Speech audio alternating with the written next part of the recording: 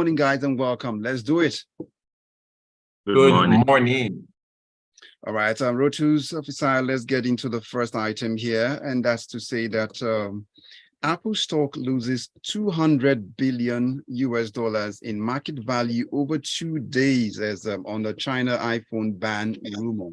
This is so much money to lose in just 48 hours. Please, can you talk us into this one? What's going on here? Yeah,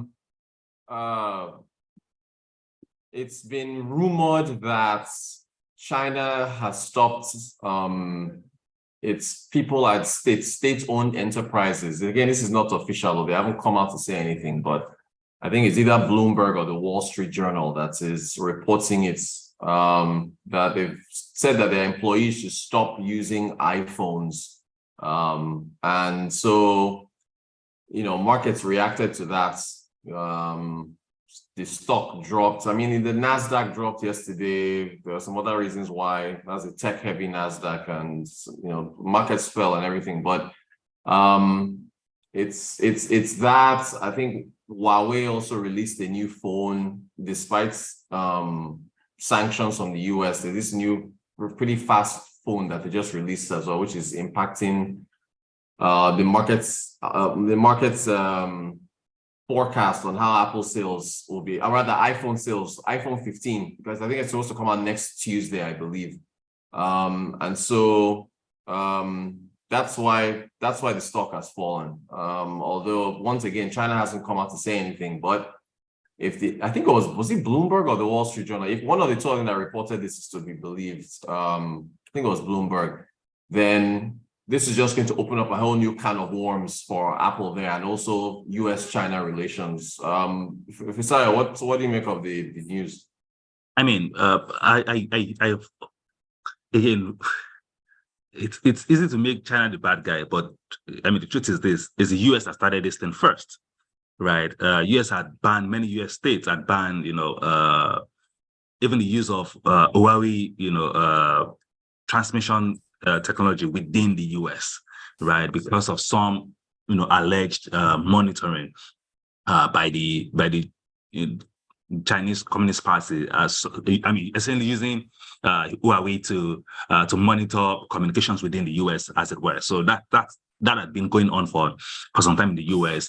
I think recently we've seen some state government ban, you know, the use of, you know, say, I think even Lenovo laptops or a few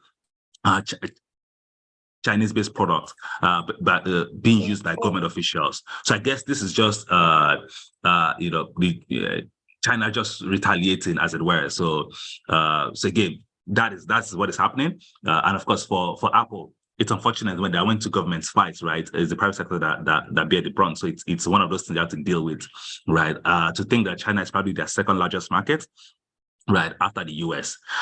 So when things go wrong in your second largest market, it essentially affects, you know, everything you've that you've built. So it's one of those things that the CEOs the CEO of Apple will need to figure out a way to deal with that, to be able to say, okay, let me continue to sell my products.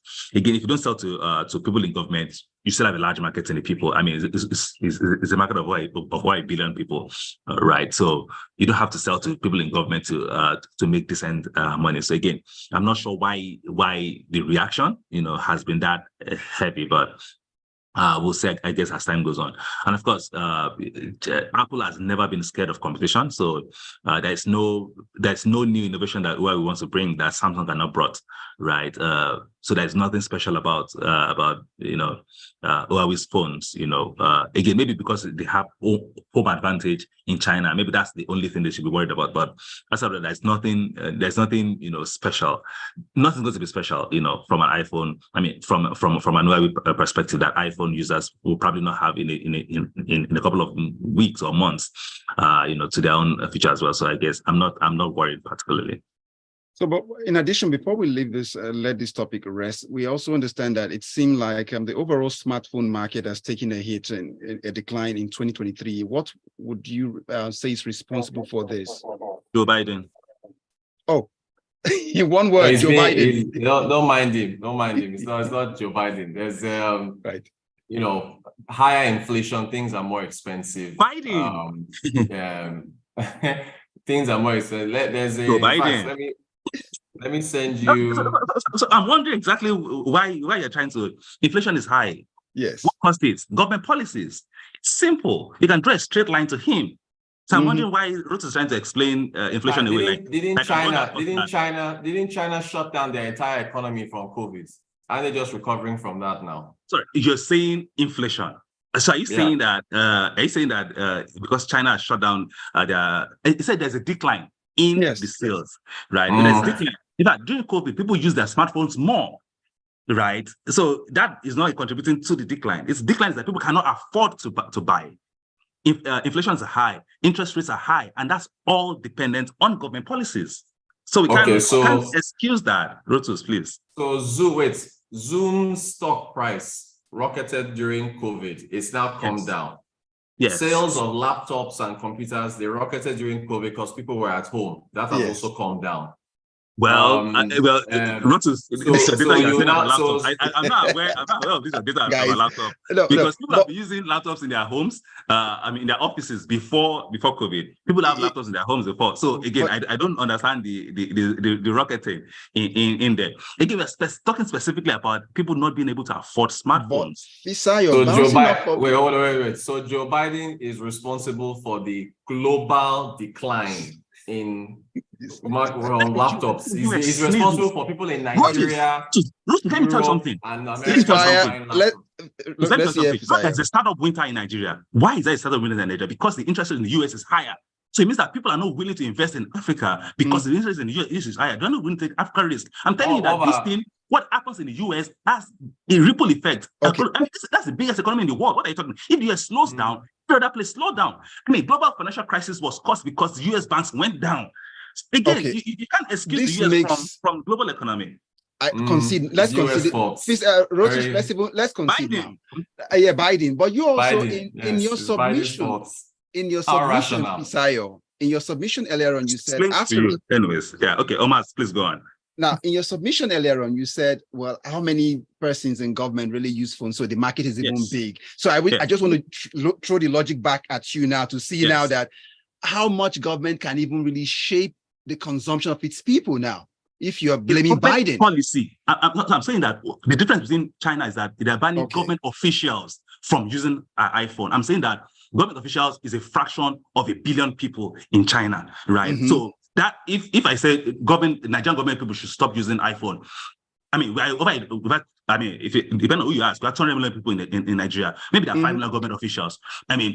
Give or take, it doesn't affect that much. But but when the president says that I'm removing fuel subsidy, it affects everybody. Inflation goes up, and that's what we're saying. When the government decides to say, okay, I'm going to pay you for sitting at home, I'm going to just show up one day and just spend so much money because of some climate thing. Again, when you put more money into the ecosystem, you create inflation and people are not able to afford stuff, and that's what is happening. Okay, hold on. China, your final word on this one, Rotus. Your final word on this one, Rotus. Fisayo should explain to us why China is in deflationary territory. Prices have been falling in China. People are buying less items, right? They are actually waiting to see if prices are going to fall further. How is that one part of what is going on in the US? We're talking about the US being the catalyst of anything that's happening globally. The question specifically that Omar asked is around people not being able to afford smartphones. And that's because prices of things are higher. And that's simply what it is. Okay, so that takes us to why you're trying to dance a willow here. It is clearly that we can say this is what it is. And of course, I know that Rotus knows this thing. You just want to absolve Biden of any wrongdoing. I get right. So if it was Donald Trump that was president, the Rotus have carried guns and blame everybody except for anything. So I'm saying that this is just me returning the favor. All right, so I now see that you guys have scores to settle outside, even on the show. So let's get back to this next one. Zoom is in talks with regulators, probably out of fear from competition. So let's just close this up and then get to the last topic. Yeah, probably Biden's fault as well for Zoom, No, I mean, how would I buy this loss? You know that I don't make up I don't do frivolous accusations, right? I mean, this is one of those things that, you know, again, Zoom needs to be, there are laws around competition, how to compete fairly. So Zoom is claiming that Microsoft is not competing fairly because it's prioritizing its own product ahead of Zoom's. And I'm wondering, whose product am I meant to prioritize? You know, because again, Microsoft has a bigger platform, which is the Microsoft Office. So saying that as part of my Office suite, right, I'm bringing in communications into that system, so that you don't have to go out of the office environment to have meetings, to chat with your colleagues, and to do anything you want to do. And of course, for Zoom, they are essentially a video conferencing platform. So what Zoom wants is that they want, you know, regulators to stop, you know, Microsoft from essentially embedding Teams into its, you know, everyday life of its customer using the Office platform. Because once they do that, it means that the use case for Zoom, especially when it comes to Office conversations, becomes less and less important. And that's what Zoom doesn't want. So it is one of those things about defensibility and moat, right? So I think that Microsoft has a defensible business because, again, almost over 50% of personal computers in the world runs on Microsoft Windows. Many offices use Microsoft, you know, Office to run. So from Excel, Microsoft Word, PowerPoint, and many other things. Many of people use their drive, you know, as shared drive. So there's a lot of things that, yes, Microsoft brings to the table that Zoom, using its own video communication platform alone, is not sufficient. And I remember saying it before that technology is not an advantage. Zoom has a head start because they have superior technology. But now Google has the same. I use Google Meet now. I don't use Zoom as much. Teams. I mean, the last time I'm still very weary about Teams. But the argument is that they've improved Teams so well now that you know, the PTSD you normally have trying to use Teams, you know, is no longer there again. So these are things. So for Zoom, they're like, let's this Microsoft play fair, let them put both Teams and Zoom together so that people can choose what they want. But again, I'll play to my advantage, I guess. Okay, so let's close the conversation up with this innovation coming in now. Pi boat, that is going to be what you call a pilotless airplane. Rotus, would you fly in that on your next vacation? No, I'm afraid of that. I applaud the innovation, but I will not yet. Let them test it first.